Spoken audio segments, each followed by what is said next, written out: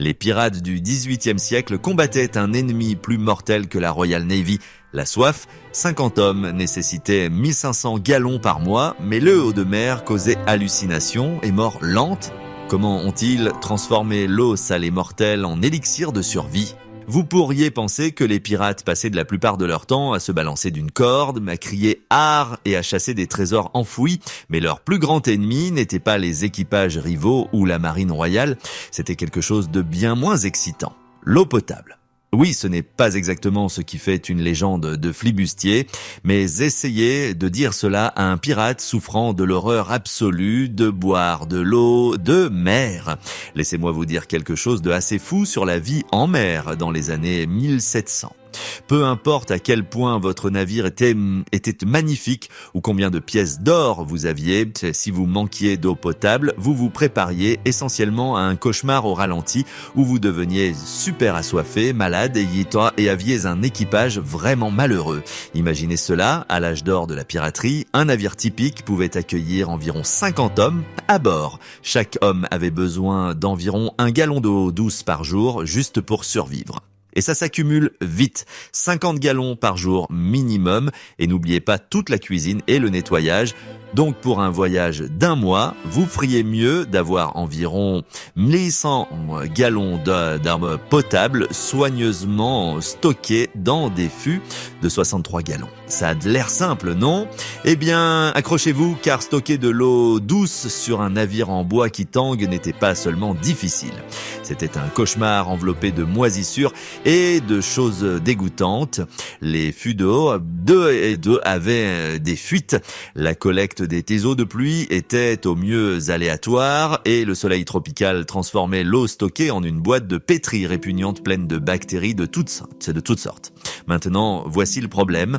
Vous pourriez penser que les pirates se contentaient de boire de l'eau de mer quand ils étaient à court. Alerte spoiler, c'est une terrible idée. Boire de l'eau de mer qui contient environ 3,5% de sel, c'est comme verser du sel directement dans votre circulation sanguine. Ça vous rend plus assoiffé plus vite qu'une gueule de bois ne ruine un bon moment. Les pirates le savaient par expérience douloureuse, car certaines des premières tentatives de boire de l'eau de mer se sont soldées par un désastre total. Pensez à voir des choses qui n'étaient pas là, à des lésions rénales et à la mort. Disons simplement qu'un navire rempli de pirates fous empoisonnés par le sel, c'est de cela que sont faits les cauchemars, et probablement pas le groupe redoutable de combattants que vous imaginez. Alors pourquoi les pirates ne mettaient-ils pas plus souvent le cap vers des ports pour se ravitailler en eau douce? Parce que, souvent, ils ne pouvaient pas. Parfois, ils se cachaient de la marine. D'autres fois, ils se trouvaient en plein milieu de l'immense Atlantique, sans terre en vue, pendant des centaines de miles.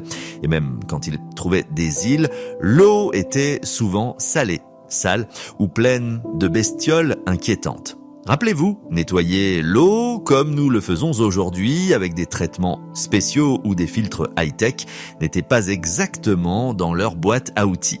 L'idée d'un purificateur d'eau portable était aussi fictive qu'une sirène chevauchant une tortue de mer. Voici où cela devient vraiment intéressant. Malgré tous ces problèmes, les pirates ont trouvé des astuces étonnamment astucieuses pour transformer leur eau de mer salée et dégoûtante en quelque chose de buvable, ou du moins pas mortel. Ils ont littéralement dû réinventer le traitement de l'eau à bord avec des outils limités et beaucoup d'essais et d'erreurs. Et croyez-moi, le processus était tout sauf joli. Ils ont accidentellement découvert des méthodes qui ont un sens parfait sur le plan scientifique, même s'ils ne pouvaient pas expliquer la chimie derrière tout cela. Pensez-y comme leur version d'une usine de traitement des eaux, réduite à la taille d'un pirate avec des fûts, de la lumière du soleil et une pincée de désespoir. L'un des premiers problèmes auxquels ils ont été confrontés étaient les fûts eux-mêmes. De vieux fûts d'eau qui fuyaient laissés sur un navire ne se contentaient pas de se renverser, ils devenaient un teint un festin pour les bactéries. Les pirates ont essayé toutes sortes de solutions, y compris changer le bois, enduire les fûts de jus de citron vert et même les tapisser de pois, une substance semblable à du goudron. Mais parbleu, ces tentatives ont souvent mal tourné. Le jus de citron vert semblait prometteur, mais finissait par donner un goût à l'eau comme un citron pourri, ce qui, croyez-le ou non, était moins dégoûtant que certaines autres solutions échouées. Un terrible échec a consisté à enduire l'intérieur des fûts avec de la graisse animale pour sceller les fuites, ce qui laissa entrer la saleté, les mouches et parfois pire. Imaginez un équipage déjà tendu devant devoir avaler de l'eau ayant le goût de vieux gras de bacon mélangé avec du sable. Mauvaise idée. Vraiment mauvaise idée. Non seulement cela, mais les fûts étaient l'hôte de ce qu'ils appelaient la malédiction de l'eau, un écosystème florissant de petites horreurs. C'est ici que le moment de dégoût moderne arrive. Les pirates ont, sans le savoir, invité toutes sortes de parasites et de bactéries dans leur eau potable. Des bébés vers qui gigotent, des petites horreurs invisibles qui font se tordre l'estomac. Pas étonnant que le scorbut et les maladies d'estomac fassent net des ravages. Nettoyer les fûts n'était pas aussi simple que de frotter avec du savon non plus. Le savon frais était rare et les produits chimiques agressifs inconnus. La plupart des navires recouraient à des frottements avec du sable ou des cendres efficaces. Plutôt une mesure à moitié qui les faisait croiser les doigts et les orteils. Lorsque le stockage dans les fûts est devenu officiellement impossible, les pirates ont essayé d'être créatifs. Une méthode populaire, bien que discutable, était de collecter l'eau de pluie directement dans des voiles de rechange ou des dispositifs improvisés lors des tempêtes. Cela leur donnait au moins de l'eau fraîche qui n'avait pas été assise dans des fûts, mais dans les tempêtes sont les vaisseaux sont, comme vous pouvez vous y attendre, aléatoires. Et voilà le problème. Collecter l'eau de pluie signifiait attendre, ce que les pirates n'avaient guère le luxe de faire puisqu'ils poursuivaient des proies ou fuyaient le danger. De plus, les voiles n'étaient pas exactement des matériaux imperméables conçus pour la collecte d'eau. Elles étaient le plus comme de gigantesques éponges, susceptibles de se contaminer elles-mêmes. Ensuite est venue la démarche très pirate de faire preuve de débrouillardise. Certains équipages ont commencé à utiliser la distillation, mais pas tout à fait comme vous pourriez l'imaginer. Ils feraient bouillir l'eau de mer et essaieraient de capturer la vapeur, la transformant en eau douce dans des installations improvisées. C'était basique. Imaginez tenir des tasses en fer blanc ou des poêles près du toit d'une cabine pendant que la vapeur se dirigeait vers des surfaces plus fraîches.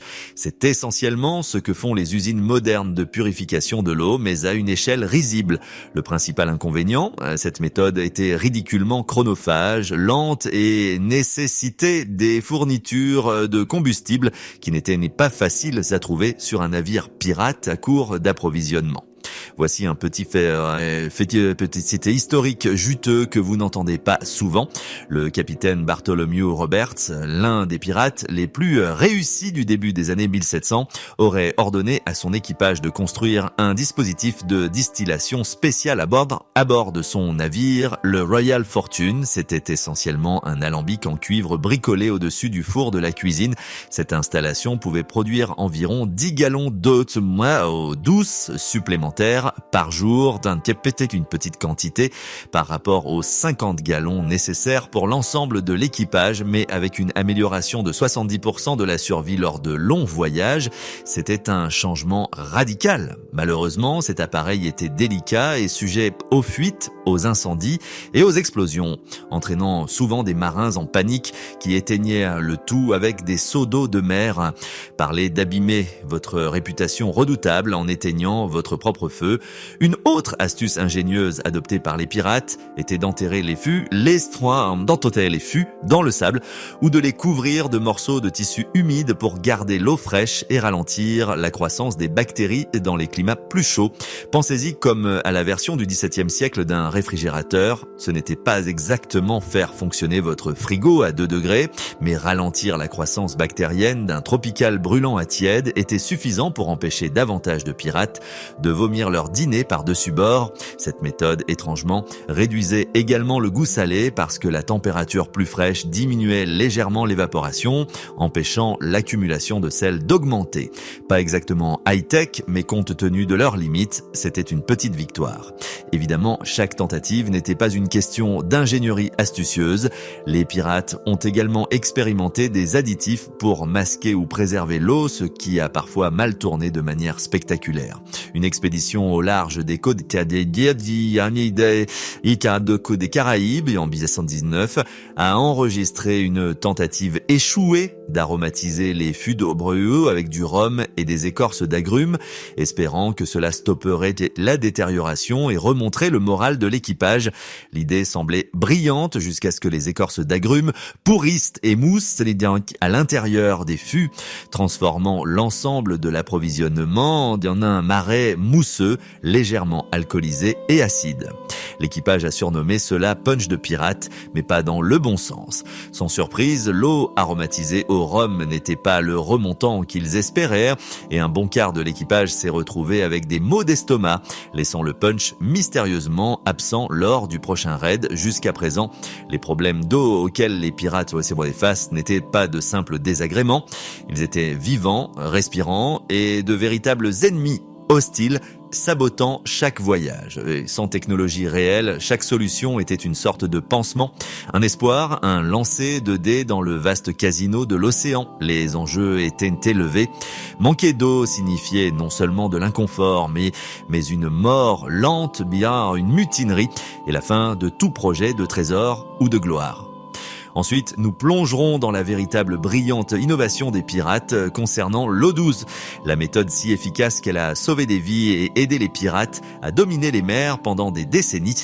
Alerte spoiler, cela implique de la lumière du soleil, une pincée de chimie et un peu de chance qui ferait sourire même le chien de mer le plus salé.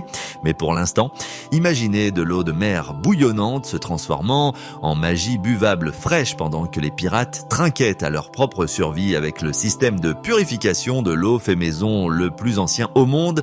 Gardez cette pensée au chaud, ça arrive juste après ça. D'accord, maintenant que nous avons vu les pirates se débattre avec des fûts qui fuient, du punch dégoûtant et des éponges à voile les jours de plus, voici où ça devient vraiment bon.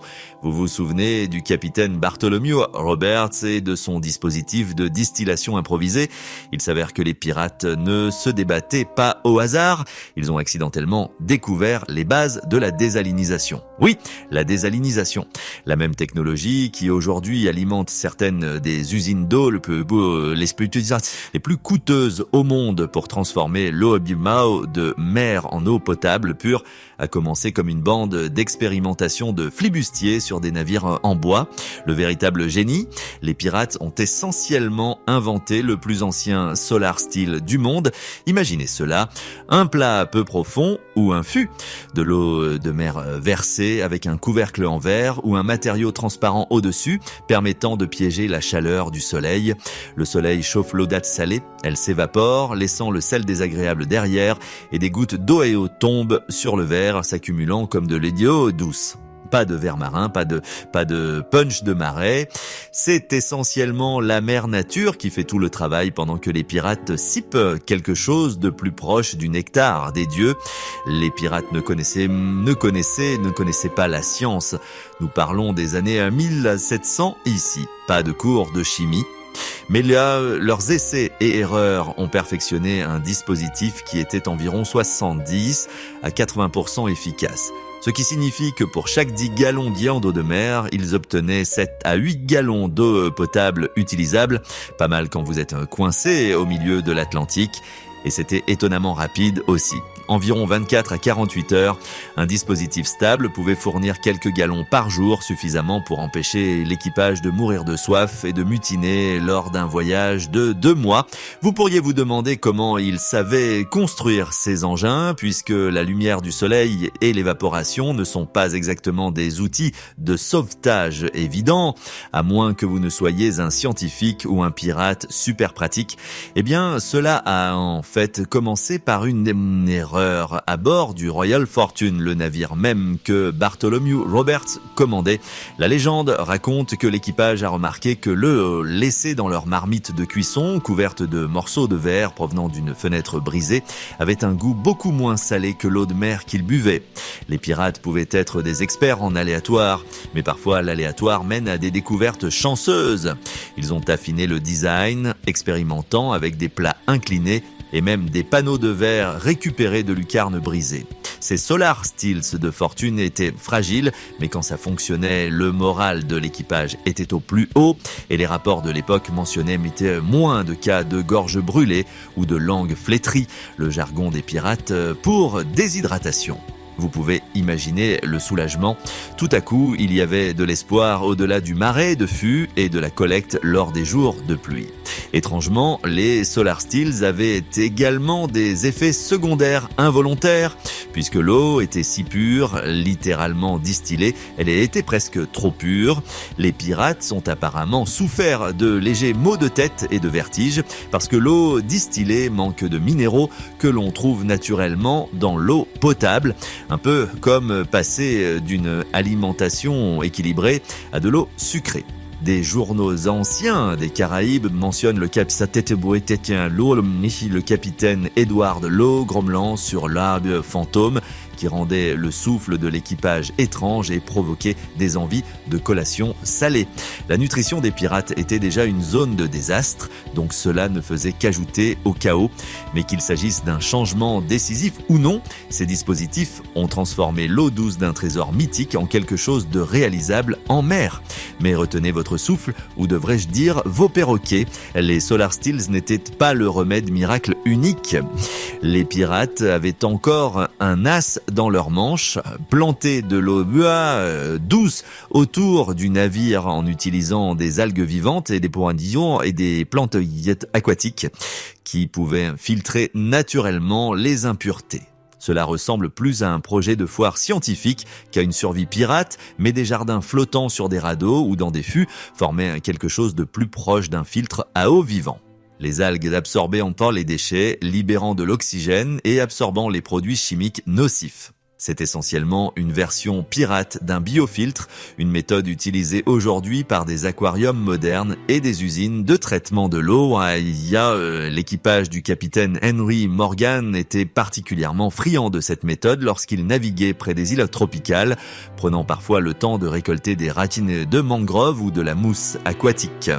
Bien que lent à fonctionner et nécessitant des conditions stables, ce que les pirates n'avait généralement pas, c'était une victoire contre l'eau de marais infestée de parasites stagnants dans les fûts. Le hic, c'était seulement pratique lorsqu'il était ancré près de la terre et nécessitait un entretien constant pour éviter que l'ensemble ne sente comme un tas d'algues pourries. Pas étonnant que les pirates préféraient abandonner ces projets lors de raids ou de tempêtes. Maintenant, à propos de cette envie de tarir que chaque pirate avait, le rhum, voici un peu d'ironie. Bien que l'alcool puisse vous déshydrater, le rhum était considéré comme plus sûr que l'eau douteuse. Les pirates diluaient le rhum avec de l'eau douce chaque fois que c'était possible pour tuer certaines bactéries et prolonger la durée de vie de l'œil, un peu comme un mélange de désinfectant à main à l'époque des pirates. En gros, c'était en moyenne du rhum à 25% de degré, plus fort que l'eau de vie moderne, mais plus faible que les alcools purs. Ce mélange tuait certaines germes, mais faisait peu contre les parasites et ne résolvait pas le problème fondamental du sel, le véritable enjeu. Bien que le rhum aida le moral et masqua le goût de l'eau mauvaise, les pirates ont élaboré des règles de rationnement du rhum si strictes qu'on aurait pensé qu'il faisait un numéro d'équilibriste. Trop de rhum et vous êtes trop ivre pour combattre ou diriger. Trop peu et vous êtes misérable avec peut-être des des maux d'estomac. Vous pouvez deviner comment les officiers navals regardaient de haut ces améliorations pratiques de l'eau. Cependant, la piraterie était pleine d'improvisations astucieuses, comme la célèbre ration de jus de citron vert. Les pirates ne transportaient pas seulement des fûts de liquide aigre pour rire, les agrumes ralentissaient véritablement le scorbut, une maladie qui décimait les équipages du monde entier. C'était presque trop beau pour être vrai. La vitamine C combat l'anémie et les maladies des gencives, mais nettoie aussi un peu les fûts grâce à son acidité, réduisant étrangement la croissance bactérienne. On pourrait dire que le jus de citron vert était un outil multifonction pour les pirates, combattant les maladies et rendant les fûts moins dangereux sur le plan biologique. Cela dit, le goût était horrible, souvent décrit comme embrasser un chien aigre, mais l'alternative était de mourir lentement et misérablement. Les marins mélangeaient souvent ce jus aigre avec leur eau rance ou leur rhum pour l'avaler plus rapidement. Un cocktail plutôt incroyable, si vous voulez mon avis. Le capitaine Woodes Rogers, naviguant dans les Caraïbes en 1719, aimait cette pratique, distribuant des rations de citron vert lors de longs voyages avec des améliorations documentées dans l'efficacité et le moral de l'équipage. En rassemblant tout cela, les pirates ont créé une sorte de système de survie primitif mais étonnamment sophistiqué. Ce n'était pas parfait, loin s'en faut, mais avec des dispositifs de distillation, des innovations dans les fûts, des biofiltres IAO et du jus de vitamine d'agrumes, un équipage de pirates pouvait survivre 2 fois plus longtemps sans toucher terre. Et rappelez-vous, la durée de vie en mer n'était pas mesurée en grandes aventures ou en trésors enfouis découverts, mais en combien de jours l'équipage restait suffisamment hydraté pour ne pas tomber par-dessus bord. Certains historiens créditent les innovations maritimes des pirates pour avoir permis des raids plus longs et des voyages plus profonds dans les Caraïbes et l'Atlantique, changeant efficacement la donne contre les marines coloniales. Ce n'est pas le genre de choses qui fait des combats d'épée flamboyants, mais garder l'équipage hydraté était le pilier silencieux de l'âge d'or de la piraterie. Voici de quoi réfléchir. Malgré leur désespoir et leurs essais sans fin, les pirates n'ont jamais trouvé la dernière pièce du puzzle, le remplacement minéral, boire de l'eau distillée ou filtrée privée de minéraux naturels comme le magnésium ou le calcium a finalement causé des problèmes. Les marins modernes ont des boissons pour sportifs, des comprimés d'électrolytes et des pratiques d'hygiène de l'eau sophistiquées. Les pirates avaient du sel de zéro de mer, du rhum et de l'espoir, ce qui signifie qu'une fois maîtrisé la façon d'obtenir de l'eau douce, de nombreux pirates buvaient techniquement un liquide qui était tout aussi dangereux, juste moins horriblement évident.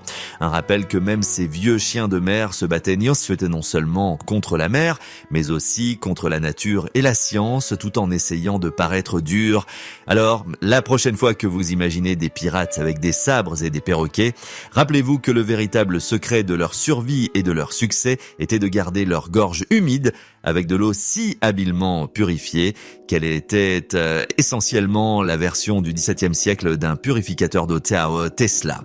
Il n'a fallu qu'un alambic en cuivre, un peu de soleil et un équipage prêt à goûter à une science douteuse. Il s'avère que la chose la plus effrayante en mer n'était pas la marine royale ou le trésor maudit, c'était la simple lutte implacable contre la soif et l'os d'air mauvaise. Et dans ce combat, les pirates étaient parmi les ingénieurs les plus inventifs de l'histoire, même si leur méthode était désordonnée. Ce n'est pas exactement la légende des combats d'épée et des pièces d'or, mais bien plus importante néanmoins.